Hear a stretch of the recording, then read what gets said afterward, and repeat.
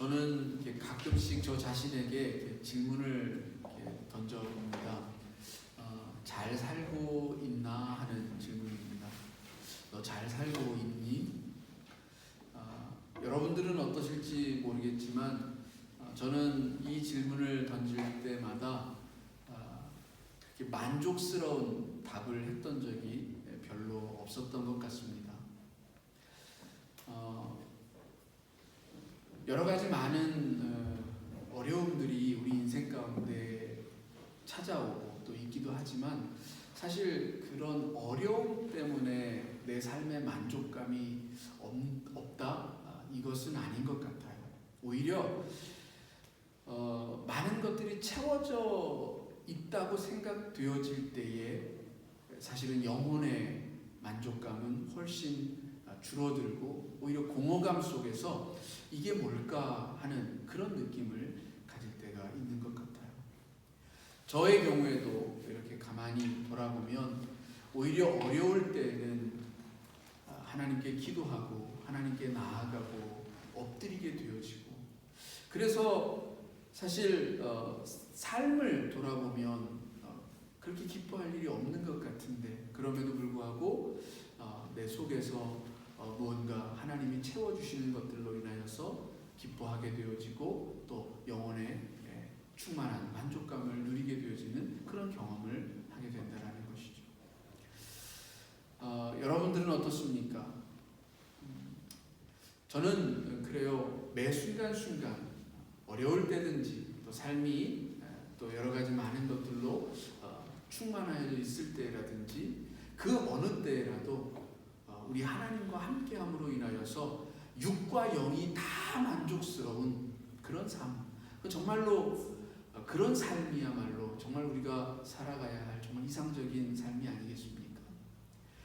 육만 편하다라고 해서 그것이 진짜 편안한 것도 아니고, 또 내 영은 뭔가 충만한 것 같은데 육체가 곰핍하여서 오히려 그 영혼을 갉아먹는 그런 상황도 그다지 바람직한 것 같지는 않습니다. 우리는 이 모든 것에서 다 충만하게 채우시는 하나님을 체험할 수 있기를 원하고 또 그것을 위하여서 기도할 수 있기를 원합니다. 그래도 만일 두 가지가 다 채워지지 못한다면 그래도 우리의 영적인 충만함이 우리의 육신을 그래도 이끌고 갔으면 하는 바람을 가져봅니다. 오늘 좀 그 이야기를 나누어 보려고 합니다. 예수님께서 제자들을 재촉하여서 이 갈릴리 바다 건너편 벳세다 지방으로 가게 했습니다. 보통 우리가 바다 그러면 성경에서 말하는 바다는 세상을 상징합니다. 이 바다는 매몰되어지고 빠지게 되어지면 헤어나올 수 없는 그런 깊은 수렁과 같은 곳이기도 하고, 때로는 하나님께서 그것을 휘저어버리심으로써 흉흉하게 되어져서 우리를 시험하는 그런 장소가 되어지기도 합니다. 그래서 성경은 이 바다를 이야기할 때에 항상 거기에 머물러 있는 곳은 아님을, 머물러야 할 장소가 아님을 이야기합니다. 즉, 이 바다는 우리가 건너가야 할 곳이지 거기에 머물러서 표류해서는 안 되는 곳입니다. 바다에 사는 사람이 있을까요? 물론 여기 갈릴리는 아주 거대한 호수입니다. 이 호수가 너무 커서 사람들은 옛날부터 이것을 바다라고 그렇게 불러왔습니다. 성경에서도 갈릴리 바다 이렇게 표현을 하고 있죠. 어쨌든 이 바다라는 것은 결국 하나님께서 우리로 하여금 건너가기를 원하시는 세상이라고 하는 것. 바다에 머물러서 살고 싶은 사람은 없습니다. 바닷가에 살지는 몰라도 바다 한가운데서 영원토록 살아가고 싶은 그런 인생은 없을 거라는 얘기입니다. 그래서 하나님은 홍해를 가르시고 그 바다를 육지되게 하셔서 그 바다를 지나가게 하십니다. 요단의 그 강줄기를 막으시고 그 강을 가로질 수 있는 길을 내시고 그곳을 통하여서 이스라엘 백성들이 건너갈 수 있도록 하십니다. 우리는 이 세상을 살아갑니다.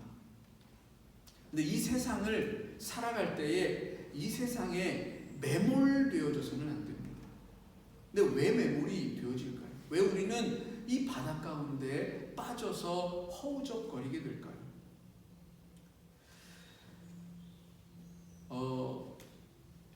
바다에 부는 바람이 있습니다. 보통 바람이 좀 이렇게 많이 크게 불면 태풍이 불기도 하고 큰 돌풍이 일기도 하는데, 사실 이 갈릴리는 호수라서 태풍이 불어오지는 않지만 그러나 가끔 돌풍이 불어온다고 합니다. 아주 거센 돌풍이 이 갈릴리 바다를 확 휩쓸게 되어지면 거센 파도가 일 정도가 되어진다라고 해요. 바람이 분다라는 것은 세상의 풍조를 말합니다.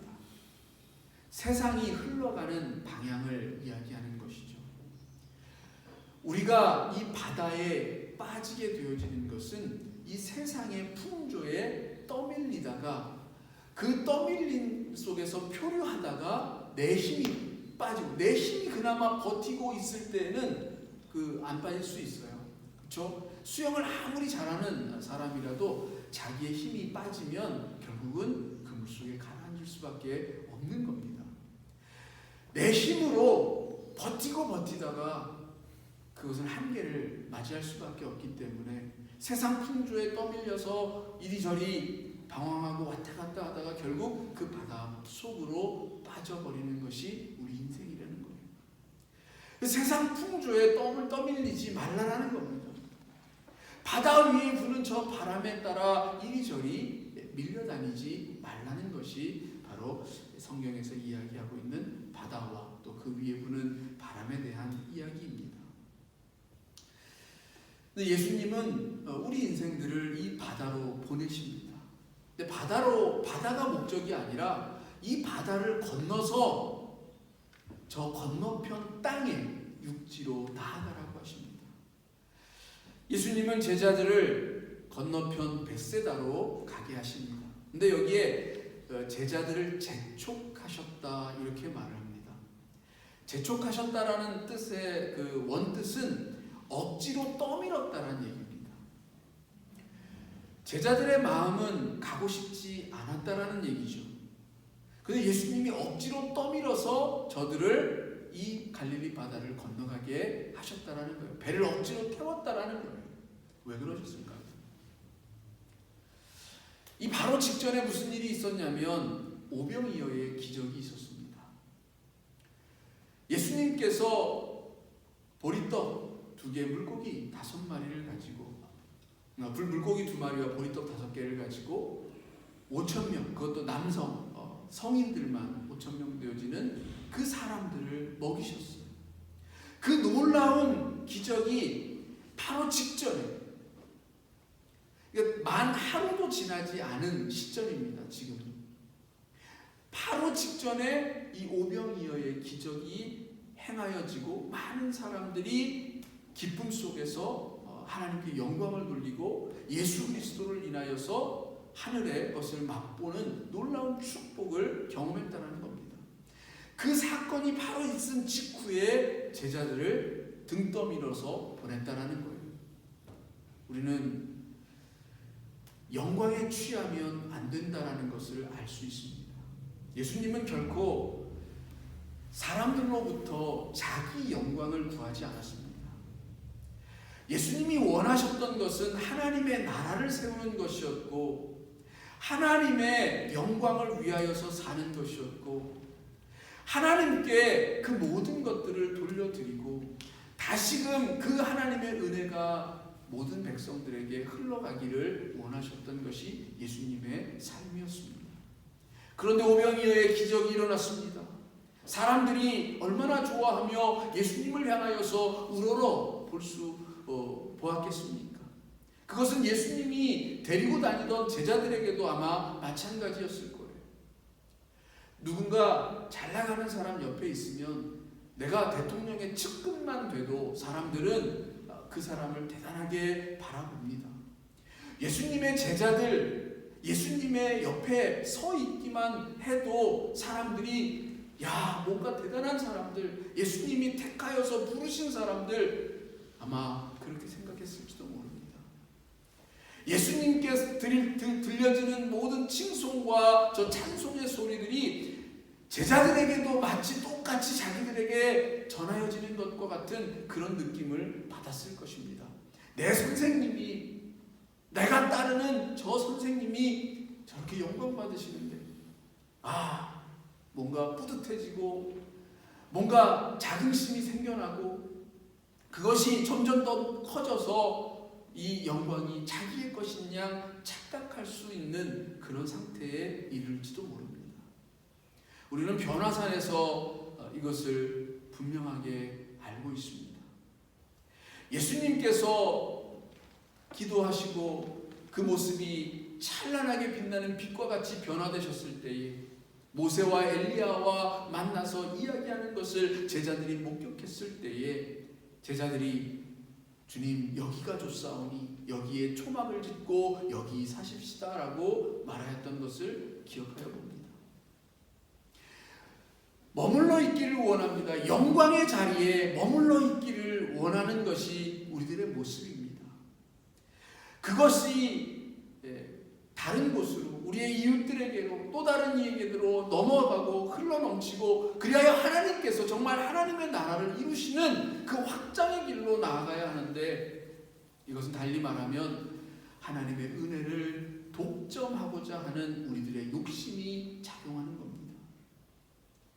이 영광을 나만 알고 나만 누릴 수 있으면 좋을 텐데 하는 그 마음이, 그 생각이 예수님으로 하여금 제자들을 등 떠밀어서 이곳을 얼른 피하여서 저 건너편으로 가게 하시는지 모릅니다.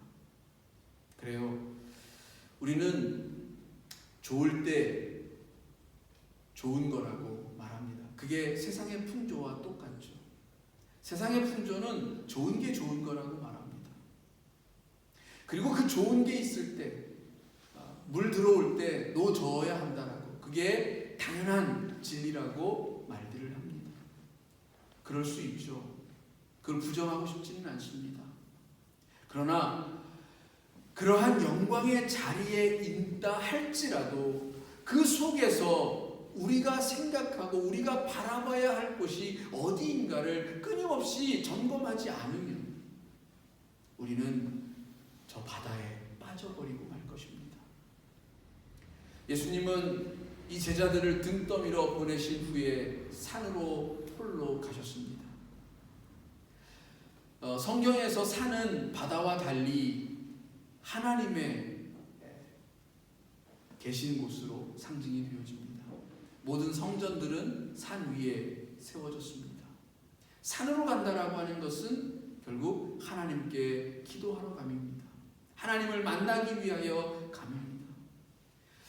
예수님은 영광의 순간순간들마다 사람들을 피하여서 홀로 자기만의 시간을 가졌습니다. 그 시간 속에서 하나님을 만났습니다. 하나님을 구하였고 하나님과 만나서 대화하였습니다.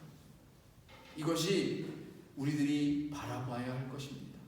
우리가 영광의 순간에 가장 기쁘고 가장 좋은 그 순간에 예수님과 같은 삶의 모습으로 봐야 할 것이 바로 이것입니다.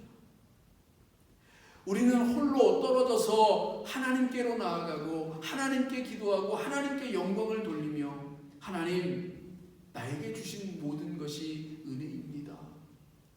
내 힘으로 되어진 것이 아니라 하나님이 하게 하심으로, 하나님이 나에게 주심으로 이루어진 것들입니다 라고 고백하는 그러한 시간들이 우리들에게 있어야 한다는 얘기입니다. 이것이 예수님이 저 무리들을 작별하신 후에 기도하러 산에 가신 이유입니다. 자, 그런데 그렇게 등 떠밀어서 보낸 제자들이 시간이 꽤 지났는데도 바다 가운데 있었습니다. 47절에 보니까 저물매 이렇게 말합니다. 저물매 이때는 시간적으로 말하면 저녁 6시부터 그 아침 6시까지를 그 12시간을 그 4등분을 합니다. 그래서 3시간씩 나누어서 1경부터 4경까지 이렇게 이제 구분을 하는데, 저물매 이 얘기는 1경 때를 말합니다. 그러니까 저녁 6시부터 9시 사이, 요 사이를 저물매라고 하는 표현으로 표현을 하는 것이죠. 이때에 여전히 배는 바다 가운데 있다라고 말합니다. 그리고 심지어 밤 4경쯤이라고 말합니다. 밤 4경까지도 배를 저어서 열심히 나아가려고 하지만 나아가지 못하고 있는 그 상황 속에 있었다라고 말해주고 있어요. 4경은 이제 동터오는 시간입니다. 갈릴리 바다가 아무리 넓다 하더라도 그 건너감에 있어서 그렇게 오랜 시간이 걸리지 않을 터인데 왜 그럴까요? 왜 건너가지 못하고 이 바다 한가운데서 열심히 노를 젓고는 있으나 표류하고 있는 그런 상태에 있었을까요? 거스르는 바람이 그들을 나아가지 못하게 했다라고 말합니다. 자, 예수님은 건너가라 하셨는데 세상의 풍조는 우리를 건너가지 못하도록 거스릅니다. 그래요. 예수님이 가라 하시는 곳, 하나님께서 가라 명하시는 곳, 하나님께서 이렇게 살아야 한다라고 말씀하시는 그 삶은 세상이 보기에는 거스르는 것일 수도 있습니다. 세상 사람들이 다 나아가는 것과는 반대의 삶일 수도 있어요. 그래서 어쩌면 제자들이 가기 싫어했는지도 모릅니다. 그런데 하나님이 가라 하시면 그 역풍을 뚫고라도, 그 거스르는 바람을 뚫고라도 가는 것이 우리 인생이어야 한다는 겁니다. 주님이 가라 하셨습니다. 주님이 가라 하셨고 그 말씀과 그 명령이 있어서 우리는 나아갈 뿐입니다. 우리를 나아가지 못하도록 세상은 거센 바람을 불러 일으킵니다. 우리에게 맞바람을 치며 폭풍우를 일으킵니다. 여러분, 그런 걸 만날 때가 있죠. 그런 것을 만나는 것과 같은 그런 삶의 어려움에 직면할 때가 있죠. 그래도 주님이 가라 하셨다면, 주님의 길이라고 확신하고 주님께서 내게 주신 그 마음이 확실하다면 가십시다. 힘겹더라도 노를 저어서 앞으로 가십시다. 여기 중요한 것은 산에 계신 주님이 그런 우리를 보고 계시다라는 겁니다. 여기 보니까 48절에 제자들이 힘겹게 노젓는 것을 보시고 라고 말합니다. 주님이 우리를 보고 계십니다. 주님은 우리가 얼마나 이 세상 가운데서 어렵고 힘겹게 고난을 헤치면서 하나님의 뜻에 따라 살기 위하여서 몸부림치고 있는지 보고 계시고 알고 계시다라는 거예요. 세상 사람들이 몰라줍니다. 내 옆에 사람들도 몰라줍니다. 내가 하나님의 것으로 인하여서 얼마나 씨름하며 오늘도 고민하며 번민하며 하루하루를 하나님의 뜻대로 살아내려고 애쓰고 몸부림치는지 아무도 몰라줄 때가 있어요. 그런데 그것을 예수님은 보고 계십니다. 저 산에서 제자들의 힘겹게 노젓는 것을 보시고 우리에게 다가오십니다. 그 예수님이 바다 위를 걸어오십니다. 제자들이 예수님을 보고도 예수님인 줄 몰랐어요. 유령인 줄 알았어요. 그 모습을 52절에서 이렇게 이야기합니다. 그들이 그 떡 떼시던 일을 깨닫지 못하고 도리어 그 마음이 둔하여졌습니다. 예수님을 예수님인 줄 몰라봤습니다. 예수님을 바라볼 때에 바람이 그치고 그리하여서 정말 평안 가운데서 하나님께서 가라 하시는 곳을 주님의 힘으로 말미암아 갈 수 있는데 그 예수님을 몰라봤습니다. 심지어 예수님이 그것을 그냥 지나쳐 가시려 했습니다. 그래도 몰라봤어요. 주님이 내니 안심하라 두려워하지 말라라고 할 때까지 제자들은 유령인가했습니다. 왜? 그런데 이게 정말 웃기게도 53절에 가면 게네사렛 땅에 이제 이르렀는데 게네사렛 사람들은 예수님을 보고 예수신 것을 바로 알아봤습니다. 그래서 예수님께로 몰려 나오기 시작합니다. 예수님께 나아가서 그 옷자락을 만지기만 해도 내가 나음을 입을 것이다 라고 하는 믿음을 가지고 나왔습니다. 그 믿음대로 되어졌습니다. 성함을 입었습니다. 나음을 입었습니다. 그들 가운데 기적이 나타났습니다.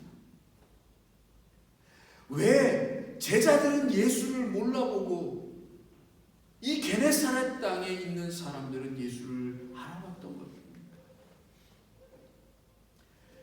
우리의 마음이 둔하여지면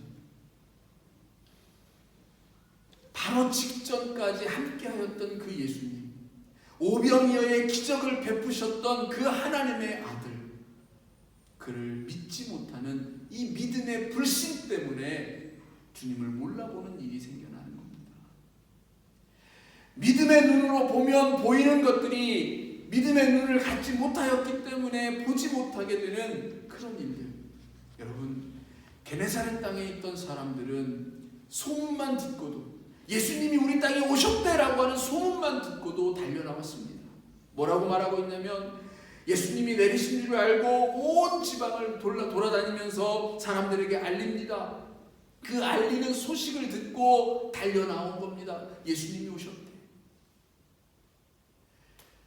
여러분, 어렵고 힘든 때이지만 이 믿음만이 결국 우리를 주님을 바라볼 수 있게 하고 그 주님이 우리를 향하여 베푸시는 그 이적으로 우리는 저 가야 할 곳으로 가게 되어지는 것을 여러분 믿으십시다.